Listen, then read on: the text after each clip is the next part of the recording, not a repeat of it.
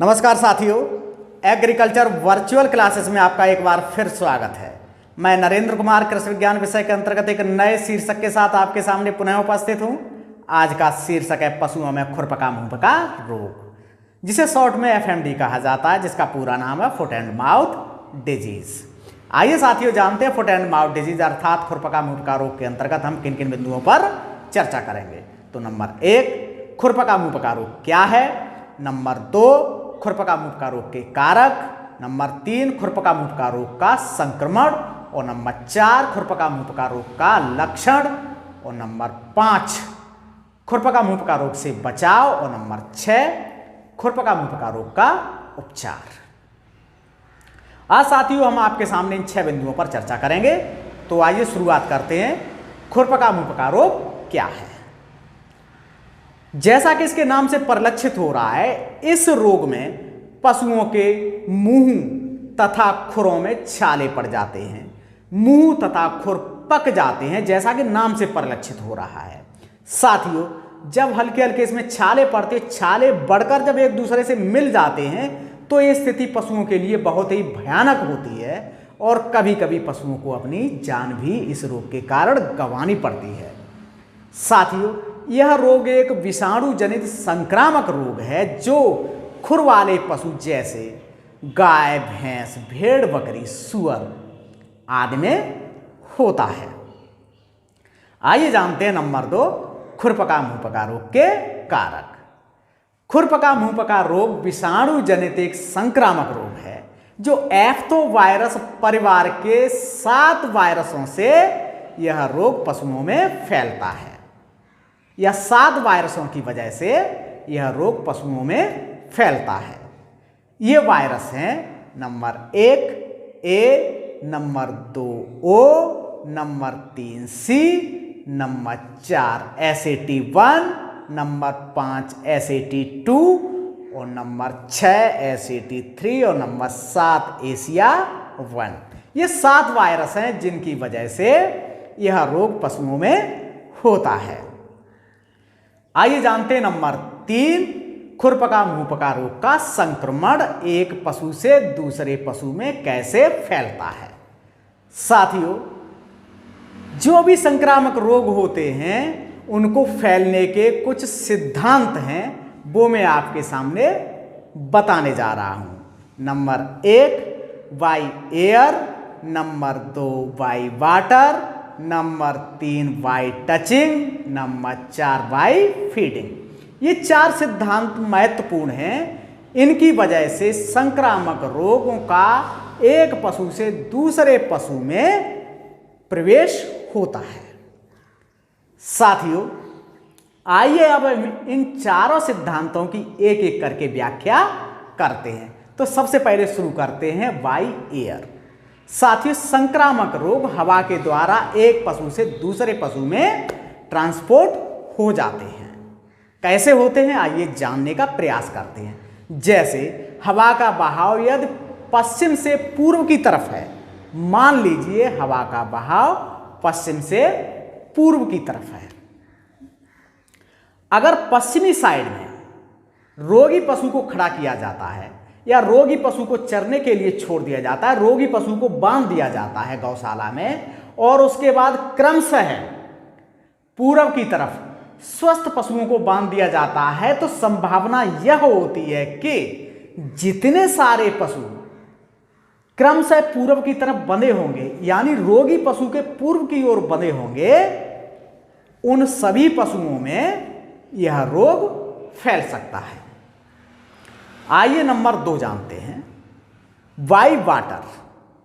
जहां जहां रोगी पशु पानी के संपर्क में आता है, अपने वायरस को पानी में छोड़ देता है, और जब इस पानी से किसी स्वस्थ पशु को नहलाया जाता है या वह पानी किसी स्वस्थ पशु द्वारा पी लिया जाता है, तो वो वायरस स्वस्थ पशु में ट्रांसपोर्ट हो जाते हैं या स्वस्थ पशु भी उस वायरस की गिरफ्त में आ जाता है, वो भी संक्रमित हो जाता है।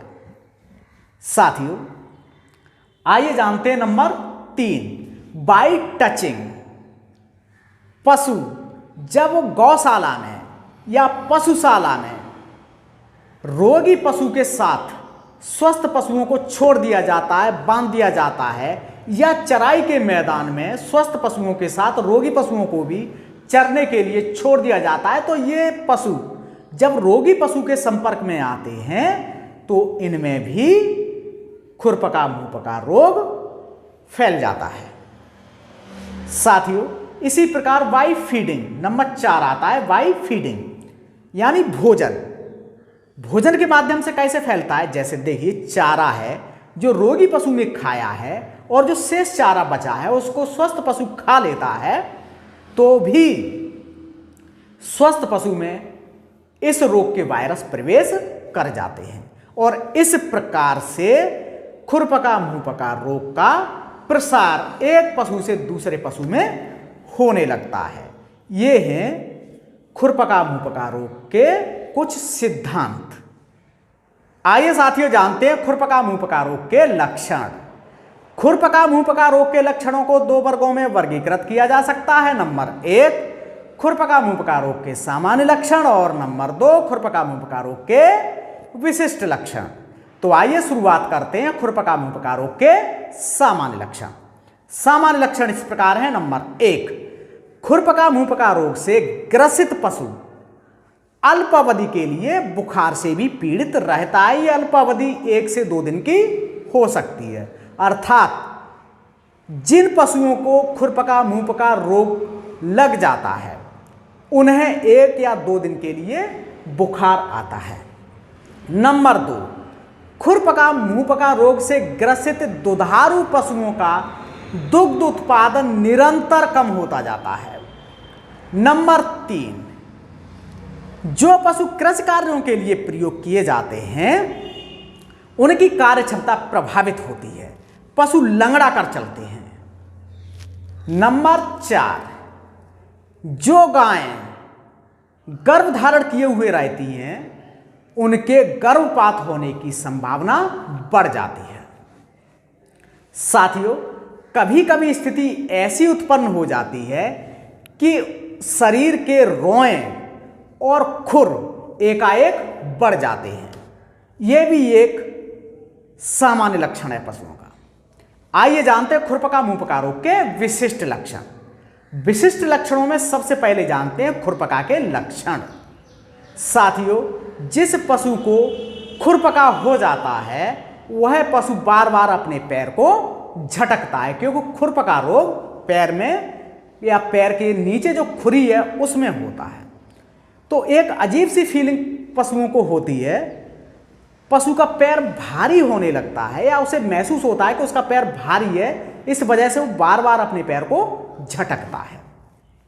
नंबर 2, खुर के ऊपर जो मांसल भाग होता है वहां पर सूजन आ जाती है।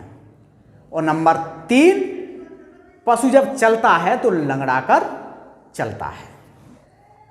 साथियों, आइए जानते हैं मुंहपका के लक्षण।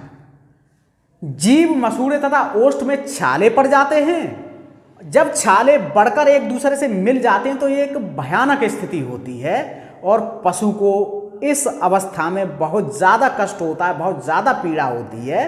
तो नंबर 1, पशु के मुंह से लार टपकने लगती है, जैसा कि आप चित्र में देख रहे हैं कि पशु के मुंह से लार टपकाता हुआ एक चित्र है। नंबर 2, पशु ठीक से चारा नहीं खा पाता है। नंबर 3, जो भी मादा दूध देती हैं उनके जो दुग्ध उत्पादन क्षमता है उस पर भी प्रभाव पड़ता है, क्योंकि पशु ठीक से चारा नहीं खा पाता है तो दुग्ध उत्पादन पर नकारात्मक प्रभाव पड़ना स्वाभाविक है। साथियों, ये थे हमारे खुरपका मुंहपका रोग के सामान्य और विशिष्ट लक्षण। आइए साथियों जानते हैं खुरपका मुंहपका रोग से बचाव। अंग्रेजी में एक कहावत है, prevention is better than cure, अर्थात उपचार से बचाव अच्छा है, उपचार से बचाव उत्तम माना जाता है। इसी क्रम में आइए जानते हैं खुरपका मुंहपका रोग से कैसे बचा जाए।